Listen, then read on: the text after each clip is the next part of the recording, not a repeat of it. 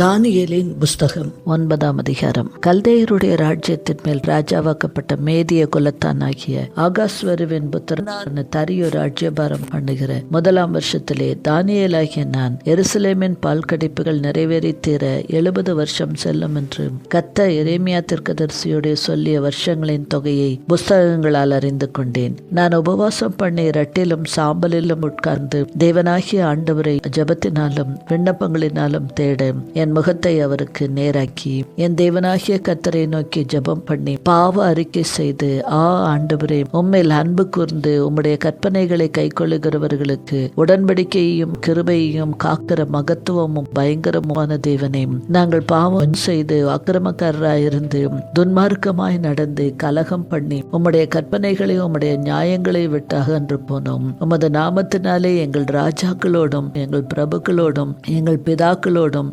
தேசத்தினுடைய சகல ஜனங்களோடும் பேசின தீர்க்கதரிசிகளாகிய உம்முடைய ஊழியக்காரருக்கு செவிக்கொடாமல் போனோம். ஆண்டவரே, நீதி உமக்கே உரியது. உமக்கு விரோதமாக செய்த துரோகத்து நிமித்தம் உம்மாலே சமீபமும் தூரவுமான எல்லா தேசங்களிலும் துரத்தப்பட்டிருக்கிற யூத மனுஷரும் எருசலேமின் குடிகளும் சகல இஸ்ரவேலரும் ஆகிய நாங்கள் இந்நாளில் இருக்கிறபடியே வெட்கம் எங்களுக்கே உரியது. ஆண்டவரே, உமக்கு விரோதமாக பாவம் செய்தபடியால் நாங்களும் எங்கள் ராஜாக்களும் எங்கள் பிரபுக்களும் எங்கள் பிதாக்களும் வெட்கத்திற்குரியவர்களானோம். அவருக்கு விரோதமாக நாங்கள் கலகம் பண்ணி அவர் தீர்க்கதரிசிகளாகிய தம்முடைய ஊழியக்காரரை கொண்டு எங்களுக்கு முன்பாக வைத்த அவருடைய நியாய பிரமாணங்களின்படி நடக்கத்தக்கதாக நாங்கள் அவருடைய சத்தத்துக்கு செவிக்கொடாமற் போனோம். ஆனாலும் எங்கள் தேவனாகிய ஆண்டவரிடத்தில் இரக்கங்களும் மன்னிப்புகளும் உண்டு. இஸ்ரவேலர் எல்லாரும் உமது நியாய பிரமாணத்தை மீறி உமது சத்தத்துக்கு செவிக்கொடாமல் விலகி போனார்கள். அவருக்கு விரோதமாக பாவம் செய்தோம். ஆகையால் தேவனுடைய தாசனாகிய மோசேயின் நியாயப்பிரமாண புஸ்தகத்தில் எழுதியிருக்கிற சாபமும் ஆணையாக்கினையும் எங்கள் மேல் சொரியப்பட்டன. எருசலேமில் சம்பவித்தது போல வானத்தின் கீழ் எங்கும் சம்பவியாதிருக்கிற பெரிய தீங்கை எங்கள் மேல் வர பண்ணினதினால் அவர் எங்களுக்கும் எங்களை நியாயம் தீர்த்த நியாயாதிபதிகளுக்கும் விரோதமாக சொல்லியிருந்த தம்முடைய வார்த்தைகளை நிறைவேற்றினார். மோசேயின் நியாயப்பிரமாண புஸ்தகத்தில் எழுதியிருக்கிறபடியே இந்த தீங்கெல்லாம் எங்கள் மேல் வந்தது. ஆனாலும் நாங்கள் எங்கள் அக்கிரமங்களை விட்டு திரும்புகிறதற்கும் உம்முடைய சத்தியத்தை கவனிக்கிறதற்கும் எங்கள் தேவனாகிய கர்த்தரின் முகத்தை நோக்கி கெஞ்சினதில்லை.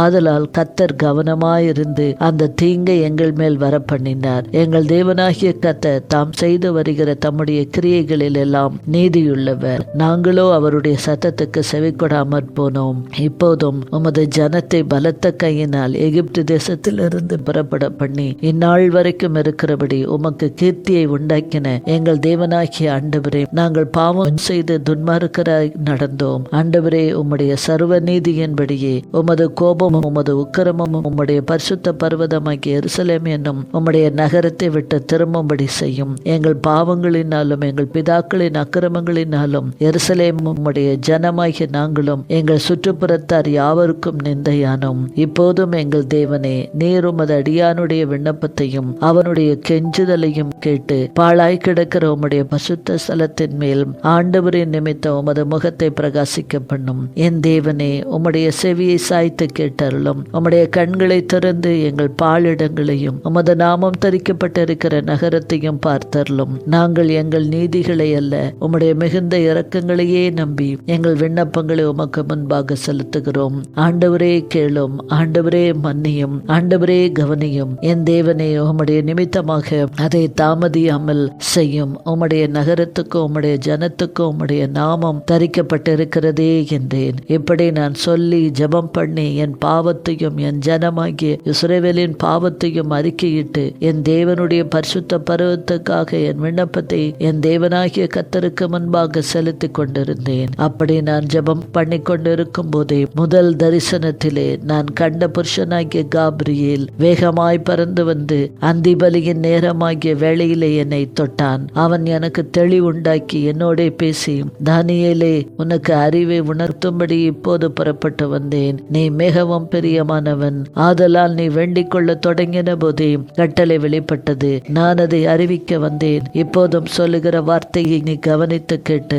தரிசனத்தை அறிந்து கொள். மீறுதலை தவிர்க்கிறதற்கும் பாவங்களை தொலைக்கிறதற்கும் அக்கிரமத்தை நிவர்த்தி பண்ணுகிறதற்கும் நித்திய நீதியை வருவிக்கிறதற்கும் தரிசனத்தையும் தீர்க்க தரிசனத்தையும் முத்தரிக்கிறதற்கும் மகா பரிசுத்தமுள்ளவரை அபிஷேகம் பண்ணுகிறதற்கும் உன் ஜனத்தின் மேலும் உன் பரிசுத்த நகரத்தின் மேலும் 70 வாரங்கள் செல்லும்படி குறிக்கப்பட்டிருக்கிறது. இப்போதும் நீ அறிந்து உணர்ந்து கொள்ள வேண்டியது என்னவென்றால், எருசலேமை திரும்ப எடுப்பித்து கட்டுகிறதற்கான கட்டளை வெளிப்படுவது முதல் பிரபுவாகிய மேசியா வரும் மட்டும் 7 வாரமும் 62 வாரமும் செல்லும். அவைகளில் வீதிகளும் அலங்கங்களும் மறுபடியும் கட்டப்படும்.